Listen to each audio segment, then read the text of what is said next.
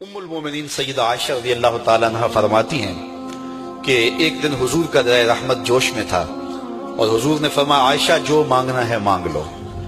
میں نے عرض کی یا رسول اللہ اگر آپ اجازت دیں تو میں اپنے باپ حضرت ابو بکر صدیق رضی اللہ تعالیٰ عنہ سے مشورہ نہ کر لوں کہ میں نے کیا مانگنا ہے؟ تو فرمایا کہ جاؤ مشورہ کر لو، مشورے کی اجازت بھی ہو گئی۔ میں اپنے والد گرامی کی خدمت میں حاضر ہوئی اور کہا کہ دریائے رحمت جوش میں ہے اور رحمت کا باڑا برس رہا ہے۔ حضور نے فرمایا عائشہ جو مانگنا ہے مانگ لو، یہ اتنا سنہری موقع ہاتھ آیا ہے تو میں چاہتی ہوں کہ کوئی مانگوں تو اہم شے مانگوں، تو آپ کی خدمت میں حضور سے اجازت پا کے حاضر ہوئی ہوں، مجھے بتایا جائے کہ میں حضور سے کیا مانگوں تاکہ کوئی چھوٹی چیز نہ مانگوں بڑی چیز مانگوں۔ تو حضرت ابو بکر رضی اللہ تعالیٰ عنہ نے فرمایا کہ بیٹا حضور سے جا کے کہنا کہ معراج کی خلوت خاص میں اللہ نے آپ سے جو راز کی باتیں کی تھی ان باتوں میں سے ایک بات بتا دو۔ مانگا بھی تو علم مانگا، اور عائشہ میرے سے وعدہ کرو جو حضور بتائیں مجھے بھی آ کے بتانا ہے۔ ام المومنین حاضر خدمت ہو گئیں۔ حضور نے پوچھا عائشہ مشورہ ہو گیا؟ کہا جی حضور ہو گیا۔ کہا مانگو کیا مانگتی ہو؟ کہا حضور معراج کی خلوت خاص میں جب اللہ کے حضور حاضر ہوئے رب نے آپ سے راز کی باتیں کی تو ان باتوں میں سے ایک بات بتا دیں۔ حضور مسکرا پڑے۔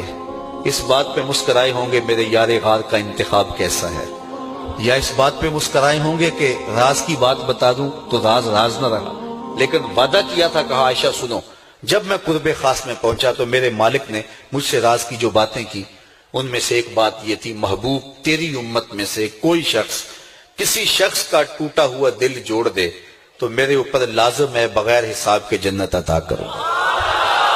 ام المومنین بہت خوش ہوئی اور اپنے والد گرامی سیدنا ابو بکر صدیق رضی اللہ تعالیٰ عنہ کے پاس آئیں اور ساری کہانی سنائی۔ بہت خوش تھی، لیکن حضرت ابو بکر صدیق رضی اللہ تعالیٰ عنہ نے سنا تو رونے لگے۔